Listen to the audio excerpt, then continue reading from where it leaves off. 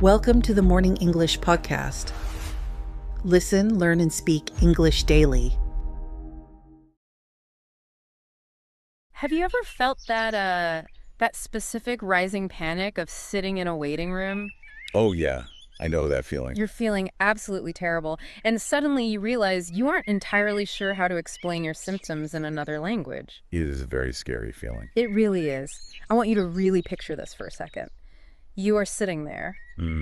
The fluorescent lights are buzzing overhead, that harsh clinical glare. Yeah, with the smell of rubbing alcohol. Exactly, the rubbing alcohol in old magazines.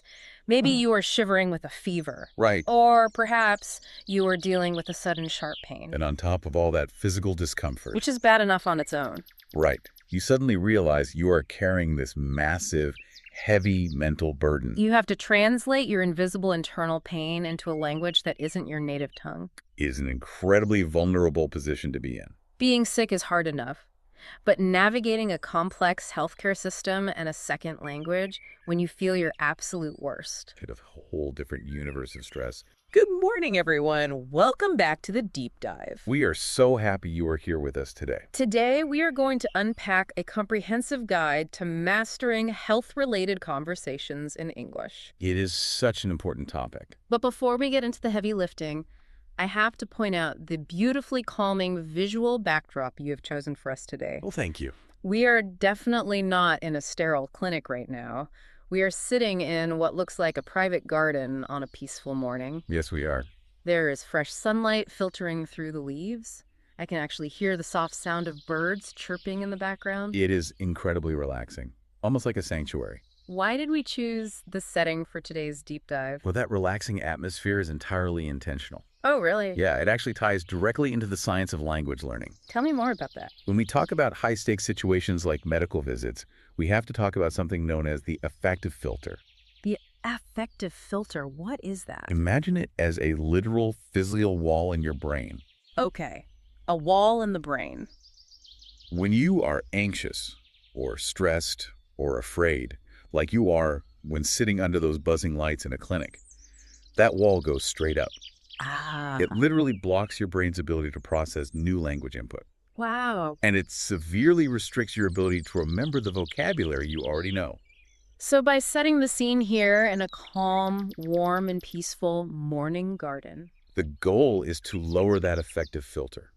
We want you to feel like you were just sitting with two friends. Having a natural, unhurried conversation. Exactly. Okay, wait, I want to ask about that just a little bit. Sure. Are you saying that just feeling stressed actually makes me temporarily worse at speaking English? Yes, absolutely. Because I always figured if I studied hard enough, the words would just be there regardless of how I felt. It is a common misconception. But yes, stress genuinely impairs your memory. That is wild. Think of your brain's language center as a filing cabinet. Okay, a filing cabinet. When you are relaxed, the drawers slide open smoothly. You can easily find the file labeled stomachache or prescription. Right, because I'm calm. But when you are stressed, your brain floods with cortisol. It essentially slams the filing cabinet shut and locks it. Oh, wow. Your body is prioritizing physical survival over complex grammar. That makes so much sense. And honestly, it makes me feel a lot better about times I've frozen up in the past. That happens sometimes. Don't worry. So that leads perfectly into the mission of our deep dive today. Yes, it does. We are taking our source materials, which serve as a comprehensive guide to mastering health-related English. And we are going to deconstruct the exact anatomy of a doctor's visit, step by step. We will be unpacking the essential vocabulary you need. But more importantly, we are exploring the hidden traps of medical English that so many learners fall into. And the sources specifically highlight educational audio programs like context-based listening practice as the best way to learn. It truly bridges the gap between classroom English and real-world survival skills. Before we step through the clinic doors, I want to gently remind you, our listener, to subscribe to the channel. Yes, please do. Subscribe if you want more deep dives that unpack essential life skills and complex topics just like this one. We have so many good deep dives coming up. So let's start at the very beginning. The core premise from our sources is very clear. Health is paramount. Right. And effective communication between a patient and a doctor is the absolute bedrock of proper treatment. It is the bedrock. Yeah. Because modern medicine relies incredibly heavily on patient narrative. The story the patient tells. Exactly. When people experience health problems, Communication is the bridge to treatment. Doctors are highly trained scientists, but they are not mind readers. No, they aren't. If a patient cannot clearly explain their symptoms, Or if the doctor cannot ask the right questions. the entire diagnostic process breaks down. Right. But I have to wonder, isn't learning medical conversation basically the same process as learning how to order a coffee? That's a great question. Like, you memorize the nouns, you memorize the verbs, and you say them. Why is the clinic so uniquely challenging? It comes down to the consequences of making a mistake. The stakes are higher. Let's look at the coffee shop scenario. If you use the wrong word, maybe you accidentally order a black coffee instead of an iced latte. Yeah, you get the wrong drink. You take a sip, you grimace, and you move on with your day. The stakes are phenomenally low. Right. Even if you completely butcher the grammar, the barista will probably just point at the menu until you figure it out. True. But in a medical clinic, the margin for error is razor thin. Because if you confuse the word for chest with the word for stomach, you are sending that doctor down a completely wrong path. A potentially dangerous path. Precisely. Or consider the listening aspect. If you misunderstand the doctor's dosage instructions for a powerful medicine, You could end up hospitalized. the stakes couldn't possibly be higher. And your brain knows this, Your subconscious understands that this is a survival situation. which ironically triggers the anxiety that raises that wall in your brain we just talked about. So it's a vicious cycle. The situation is important, so you get anxious. And because you are anxious, you can't remember the words you need. How do we break that cycle? By doing exactly what we are doing right now. Targeted context-based simulation. Practicing in a safe space. When you practice vocabulary while safely visualizing yourself in that scenario, maybe while sitting in a calm garden like this, Your brain learns the information differently. it tags that vocabulary as vital for survival, but without the panic. You aren't just memorizing a list of words. You are building a resilient mental script for a critical life event. I really want you, the listener, to pause and reflect on a time when you had to act as your own health advocate. Maybe you had to push a doctor to run an extra test. Or maybe you just had to explain a really weird symptom that was hard to describe even in your native language. Emphasize to yourself that mastering this material today isn't just about getting your grammar perfect. It is about your personal well-being. Your safety. Yeah. And ultimately, your empowerment in a room where you otherwise might feel powerless. And it is worth noting that in many countries around the world, English functions as the universal language in hospitals. Even if you are traveling in a country where English is not the primary language. The medical professionals will almost certainly use English to communicate with foreigners. So this is a deeply practical, truly global skill set. Okay, so let's walk through the chronology of care. The step-by-step journey. Before we even get into the room with the doctor, there's an entirely different hurdle. Just getting through the front door. The source breaks down the initial stages, starting with scheduling an appointment and checking in at the clinic. The administrative side. The administrative hurdles can be frustrating. But linguistically speaking, what's fascinating here is how formulaic this stage is. Formulaic, you mean it's like a set pattern? Yes, it operates on a very predictable track. I've always found it interesting how receptionists at clinics sound almost identical no matter what clinic you go to. It's like they all went to the same school of answering phones. Yeah. That is actually a defense mechanism for efficiency. They process hundreds of interactions a day. They do not want creative, long conversations. They want specific data points. Do you need an appointment? What time? What is your name? Because of this, the scheduling phase is basically a script. You don't need to invent dynamic new sentences. The source gives us some excellent, highly structured example questions for scheduling. For example, do you have any appointments available today? Or, can I see the doctor this afternoon? And what time is the next available appointment? Those are so perfectly rigid. Do you have any appointments available today? It's a polite, standard question. And then the check-in at the clinic, once you actually arrive, is even simpler. The source provides the example, hello, I have an appointment with Dr. Smith. That is it. Just saying you are there. Exactly. You don't need to reinvent the wheel here. The receptionist expects to hear these exact phrases. If you use this standard script, you make their job infinitely easier. And you guarantee you will be understood immediately. It is a huge difference from the highly unpredictable nature of actually explaining an illness later on. Let's actually bring this to life. I want to do a role-play simulation based on this script. Good choice. But let's make it realistic. things rarely go perfectly smooth. Sure. Imagine I am the patient calling in, and you are the receptionist at a busy clinic. Okay, I can do that. I want the listener to hear how natural yet structured this interaction should sound, even with a minor mistake. Okay. Ring. Ready, ring. Okay. City Medical Clinic, this is Sarah speaking. How can I direct your call? Hi. Do you have any appointments available today? I really need to see a doctor. Let me check the schedule for you. Are you currently a registered patient with our clinic? Wait, registered. I came there once, I think 2 years ago. Does that count? Yes, you should be in our system. Let me just pull up your file. Unfortunately, we are completely booked for today. Oh, wow. Okay. What time is the next available appointment then? I have a cancellation tomorrow morning at 9:15 a.m. Right. Or I have an afternoon slot at 3:30 p.m. I'll take the 3:30 p.m. tomorrow, please. Excellent. I have you booked for 3:30 p.m. tomorrow.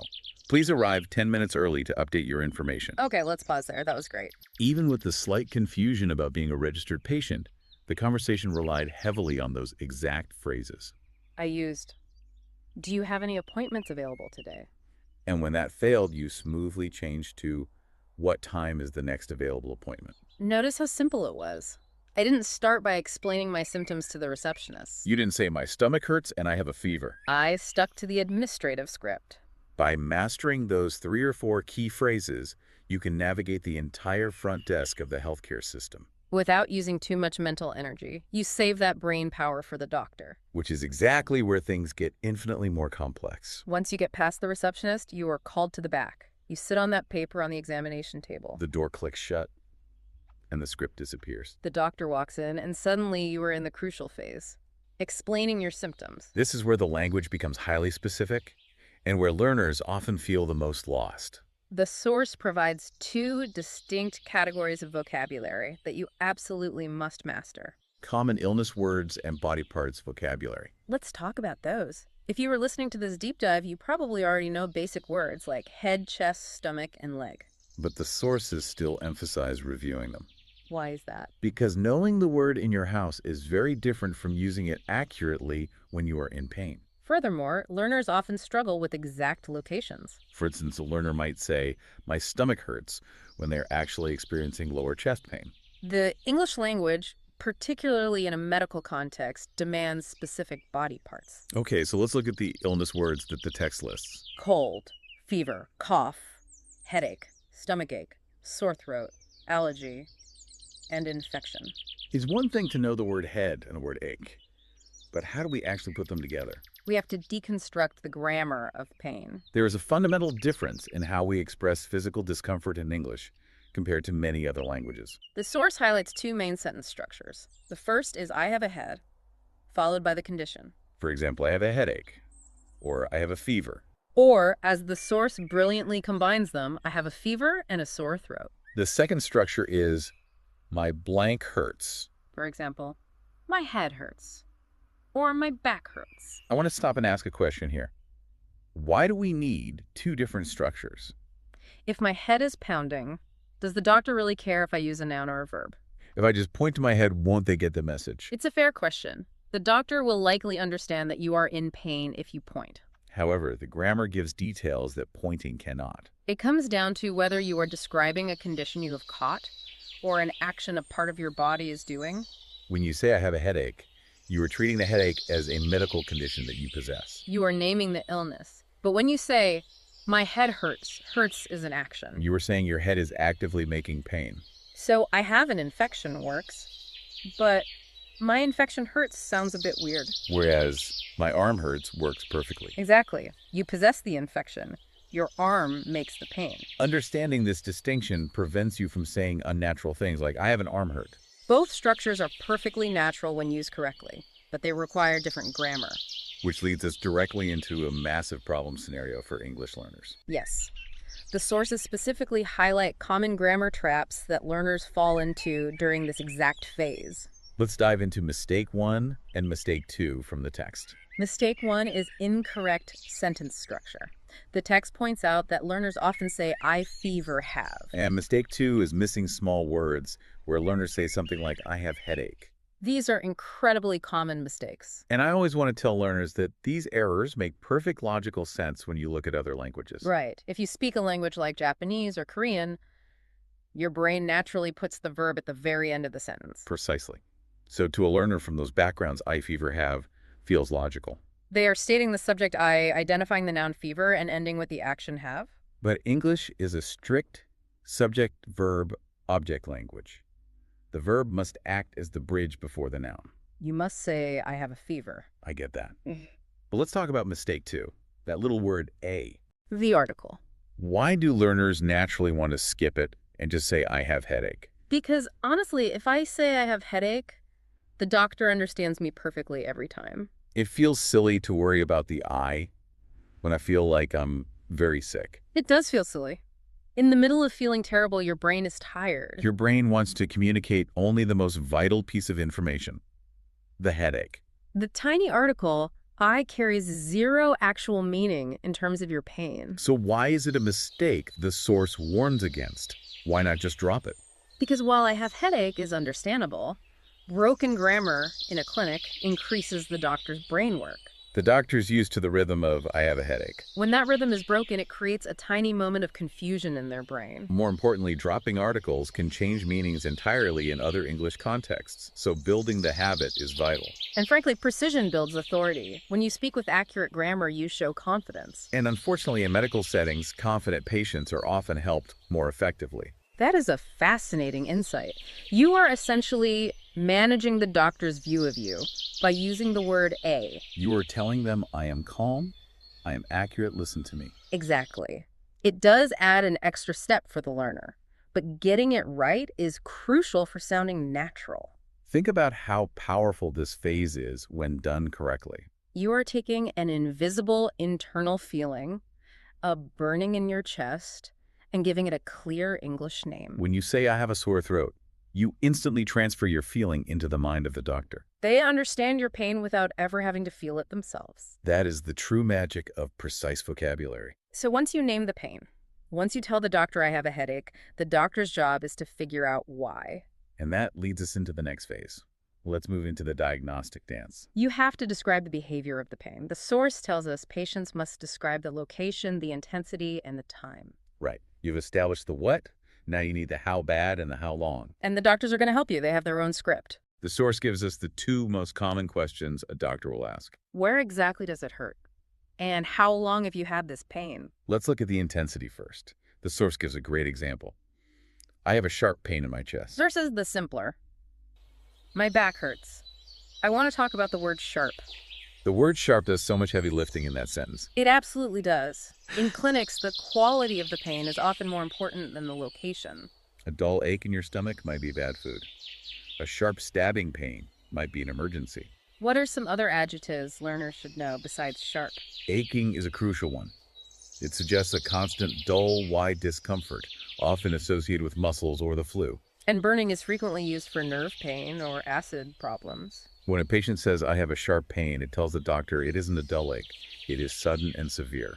And then we have the time markers. The source gives us since last night for 3 days and started yesterday. I've noticed in my own life that doctors are obsessed with timelines. What's fascinating here is why these time markers matter so deeply. Time is arguably the biggest clue for a doctor. It acts like an invisible map in their mind. How so? Walk me through the doctor's map. Let's use the symptom of a cough. If you come in and say you have had a cough for 2 days. The doctor's map immediately goes toward common ailments, a cold, a mild flu. The treatment is likely rest and water.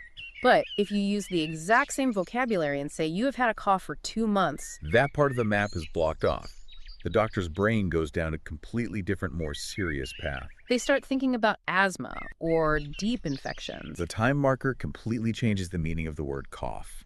That is such a crucial point. Using since versus for is shaping your medical diagnosis. Let's do some role-play simulations to practice these specific dialogues. I want to make them sound like real life, complete with the back and forth rhythm. Let's start with the flu scenario from the source. I will be the patient. I'm feeling terrible. My anxiety is high. You will be the doctor trying to figure out what is wrong. Ready? Ready. I'll walk in. Hello there. What seems to be the problem today? Doctor, I feel really, really weak. My whole body just aches. I'm sorry to hear that. Have you been checking your temperature? Do you have a fever? I don't have a thermometer at home, but I feel very hot. And I was shivering a lot last night. Okay, that sounds like a fever. Are you coughing or having trouble breathing? Yes, I have a dry cough. It started yesterday afternoon. Based on the sudden fever, the body aches, and the cough, you may have the flu. We've been seeing a lot of it this week. Oh no. How long will it take to recover? I have to work. Usually the worst of it passes in about a week with proper rest and water. You really need to stay home. Okay, let's break down what just happened there. It wasn't just a list of symptoms. You didn't just ask me how I felt and then magically declare it was the flu. You played detective. Exactly. The patient provides the raw details and the doctor filters it. You gave me a general symptom. Feeling weak. That could be anything. I immediately started narrowing it down by asking yes or no questions about specific things. A fever and a cough. And I had to clarify about the fever, which happens all the time. Let's try the second scenario from the source. The stomach problem. This one highlights cause and effect. I will be the doctor this time. Let's see how the questioning shifts. Hello, what seems to be the issue bringing you in today? Hello, doctor. I have a terrible stomach ache. It's a sharp pain. I see. And when exactly did this pain start? It started early this morning, maybe around 4:00 a.m. Have you felt sick to your stomach? Did you eat something unusual yesterday that you don't normally eat? Yes, actually. I ate some street food from a new place yesterday evening. Ah, okay. That may very well have caused the problem. It sounds like a mild case of food poisoning. What should I do?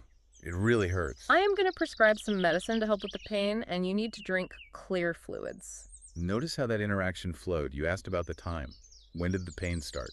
And then, crucially, I connected the physical symptom to a daily action. Did you eat something unusual? I provided a specific clue about the street food, and boom, you found the cause. This really highlights how the conversation moves logically from general symptoms to specific causes. It is a logical dance. But here is the thing that always confuses learners. What's that? It is relatively easy for us to sit here in a quiet garden reading these clean, perfect scripts. Right, saying every word clearly. But what happens when the doctor is speaking quickly, using natural, relaxed, messy pronunciation? In a highly stressful environment. This is where it gets hard. Which brings us perfectly to the next critical phase, decoding the doctor. Pronunciation and instructions. The source explores the intense listening challenges patients face when the doctor speaks. It specifically focuses on listening skills for symptom keywords and time expressions. But it dives into a deeply fascinating section on the realities of English pronunciation. The text correctly points out that medical conversations often include everyday words spoken at rapid speeds. The specific examples given are the reduction of going to becoming gonna. And want to becoming wanna. So a doctor, rather than saying, you are going to feel better soon, will almost certainly say, you're going to feel better soon. Okay, I have to pause on this because it absolutely blows my mind. I want to ask a question. Sure. You are telling me that a highly educated medical professional in a serious environment might still use slangy-sounding speech like gonna. You would think in a hospital everyone would speak with perfect, clear, robotic English. Why don't they? It is a brilliant question, and Sure. it is a major point of frustration for learners. But you have to understand that gonna and wanna are not slang. They are not signs of poor education. They are natural parts of spoken English. So it's not them being lazy. No. English is a language based on stress rhythm. We emphasize the important meaning, words like feel and better. And we compress the smaller grammar words, like go into the quickest, softest sounds possible. Native speakers do this without thinking, regardless of their education. A surgeon is just as likely to say gonna as a cashier. Okay, so if the doctor is doing this without thinking, what does that mean for the patient? It creates a dual cognitive load. That sounds exhausting. What does it mean? Think of it like trying to do difficult math in your head while someone is loudly shouting random numbers at you. Your brain is trying to do two difficult tasks at the same time. On one level, you are trying to translate the medical vocabulary. You are trying to remember if prescribe means buy or take. Simultaneously, on the second level, your brain is having to decode fast, compressed, natural pronunciation. You have to hear the sound, got to recognize that it isn't a medical term, stretch it back into going to, and then translate it. All while your anxiety is high because you are sick. That is a massive amount of brain work happening in a second. Exactly, which is why the active listening strategies from the source are so vital. You cannot try to translate every single word the doctor says. If you try to catch every the end and go in, your brain will crash. The text explicitly says you must listen for symptom keywords and pay intense attention to time expressions. And this leads us to another problem scenario highlighted from the text. Mistake 3. This one isn't about looking silly. It's about misunderstanding instructions. This is truly the most dangerous trap of all in the medical journey. The source specifically points out the phrase, take this medicine twice a day. It notes that learners frequently confuse dosage instructions. And it takes the time to clarify that twice a day means 2 times per day. Why is this specific phrase so problematic? Because the word twice doesn't look or sound like the number 2 to a beginner. And a day sounds like one day. If a doctor speaks quickly and says, take this twice a day, a stressed learner might hear 2 in days. And assume it means take this every 2 days. The consequences of messing this up are severe. If you have an infection and the doctor gives you medicine meant to be taken twice a day, they need that medicine in your body constantly. If you take it every 2 days, the infection survives and gets stronger. Conversely, if you mistake twice a day for every 2 hours, you could accidentally take too much and cause serious harm.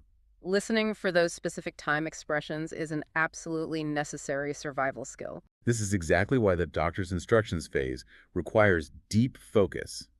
Everything else can be a little messy, but this must be perfect. The text gives us a list of common instructions doctors use. Take this medicine twice a day. Drink plenty of water. Get enough rest. Avoid cold drinks. I'm looking at those sentences, and what stands out to me is how structurally different they are from the rest of the conversation. Excellent observation. Notice how direct these sentences are. There was no extra polite talk. The doctor drops the I think you should, or it might be a good idea too. They just use the main verb. Take, drink, get, avoid. It is direct action. You must understand the core verb and the time perfectly. If you're ever in doubt during this phase, this is where you must interrupt the doctor and ask them to repeat or write it down. Absolutely. So you've survived the clinic, you've understood the instructions, and the doctor hands you a piece of paper. What happens next? Because the medical journey rarely ends when you leave the doctor's office. You usually have to go to a completely different location, the pharmacy. Yes. The source outlines a very standard, predictable pharmacy conversation. The absolute key vocabulary word here is prescription. Right. In many countries, you can't just walk in and buy strong medicine. You need the doctor's permission. The conversation provided by the source goes like this. Customer says, "Hello, I need this medicine." Pharmacist says, "Do you have a prescription?" Customer says, "Yes, here it is." Pharmacist says, "Take this medicine twice daily." It is another formula interaction, much like the check-in desk at the clinic. It is highly predictable. You hand them the paper, the prescription, they check it, and then they repeat the instructions to ensure safety. Notice they use twice daily here, which means the exact same thing as twice a day. But the source also covers a completely different type of situation that occurs outside the clinic walls. And frankly, it's the one that terrifies learners the most. Emergency situations. In emergencies, the text states very clearly, clear communication is essential. The example phrases provided are stark and simple. Call an ambulance. I need a doctor. And someone is injured. I really want to spend some time here. Notice the huge shift in tone. Think about the calm, polite check-in we discussed earlier. Hello, I have an appointment with Dr. Smith. Contrast that with the absolute raw urgency of call an ambulance. Or the scenario provided. What happened? He fell and hurt his leg. Call an ambulance. What's fascinating here is that in a tree emergency, all the standard rules of politeness and perfect grammar go out the window. I feel like a lot of language learners struggle with this. They're taught for years to be polite. To use words like could you please or would you mind. Exactly. Learners are terrified of sounding rude. But if someone is hurt, you do not need to worry about saying, "Excuse me, sir, would you mind calling for an ambulance?" No. Doing so is actually bad because it confuses people about how serious it is. Clarity and volume are the only things that matter. Short, sharp, direct sentences. Someone is injured. Call an ambulance. So how does a learner prepare for that? If stress locks the brain wall and an emergency is the ultimate stress, how do you remember the word ambulance? Through practicing over and over again. You have to practice those specific emergency phrases so many times that they become a reflex. Like catching a falling cup. You shouldn't have to think about the grammar of call an ambulance. It should just come out of your mouth. Giving yourself permission to be loud, direct, and blunt is something you have to mentally prepare for before the emergency happens. That is incredibly profound. So how do we build that preparation? How do we build the confidence to handle the polite scheduling, the explaining of symptoms, the doctor instructions, and the high-stress emergencies? That brings us to our final major area of discussion: culture, confidence, and practice. The source material is quite comprehensive because it doesn't just teach raw vocabulary. It also touches on the unspoken rules of the healthcare system. It gives us a section on cultural tips for doctor visits. It acknowledges that different countries have vastly different healthcare systems, but it highlights some universal tips. Arrive on time for appointments. Bring your ID and any previous medical records. And follow doctor instructions carefully. It also explicitly states that respectful communication helps build trust between doctor and patient. I want to focus on this because sitting in a doctor's office can feel incredibly intimidating for a non-native speaker. It is very uneven. The doctor has all the medical knowledge, they have the authority, they are wearing the white coat. And you are sitting there feeling awful, struggling to speak their language. It makes you feel utterly powerless. But the source suggests that being prepared, having your ID ready, and communicating respectfully but clearly levels that playing field. It does. It turns a scary power dynamic into a partnership. When you arrive prepared and use clear vocabulary, you show the doctor that you are an active participant in your own healthcare. Not just a passive patient. I love that. An active participant. But it raises the ultimate question. How do you actually build that level of preparation when you are sitting at home? The text provides a highly actionable 4-step daily listening practice routine for the learner to follow. This routine is the cure to that brain wall. It is how you build the mental paths we've been talking about. I love actionable advice. Let's break this routine down for the listener step by step. Step 1. Listen to a doctor-patient conversation for 10 minutes. By 10 minutes, why not an hour? It is about sustainable exposure. 10 minutes is long enough to get immersed in the context, but short enough that you don't get tired. At this stage, you aren't trying to memorize everything. You are just letting the natural rhythm and that tricky fast pronunciation wash over you. You are getting your brain used to the sound of the medical environment. Okay, then we move to step 2, write down new vocabulary. This is where the learning becomes active. The source notes that repeated listening exposes you to vital words like diagnosis, prescription, treatment, recovery, and symptoms. By physically writing them down with a pen and paper, you engage a different part of your brain.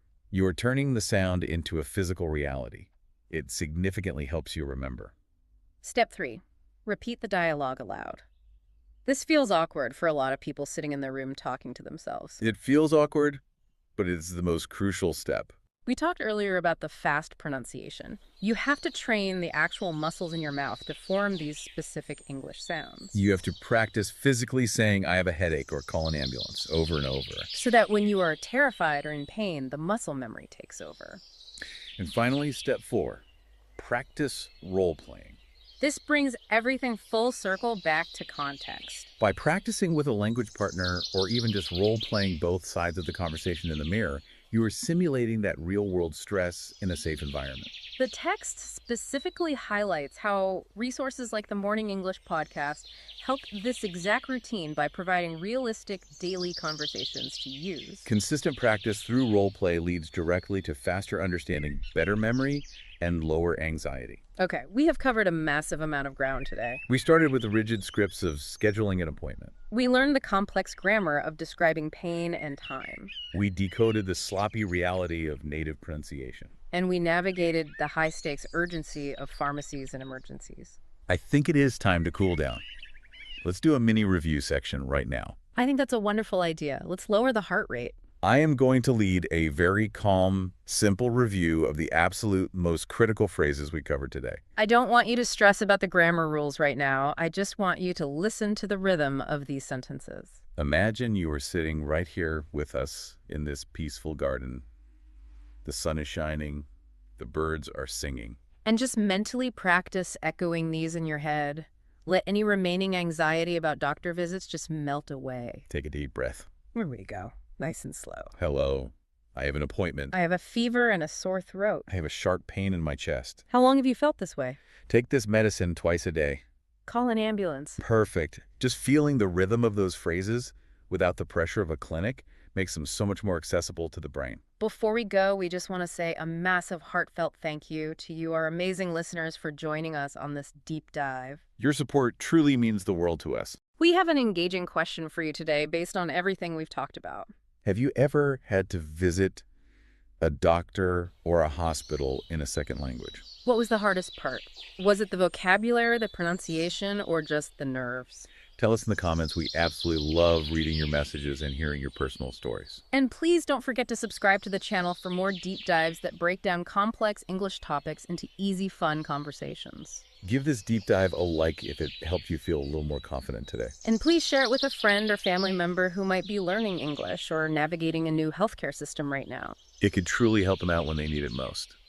As we wrap up and leave the garden today, I want to leave you with one final thought to ponder. We so often view language learning as just a tool for travel or business.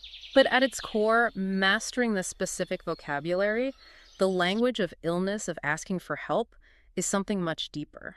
Learning how to speak up during moments of physical vulnerability, like being sick in a foreign clinic, is perhaps the ultimate act of self-care. It completely transcends grammar rules and vocabulary lists. When you can articulate your pain clearly, you transform yourself from a helpless patient into a powerful, active participant in your own healing process. In that moment, your language becomes your strongest, most vital medicine. I couldn't have said it better. It is about taking your power back. Until next time, keep practicing, keep learning, and enjoy your morning. Goodbye, everyone. Stay healthy.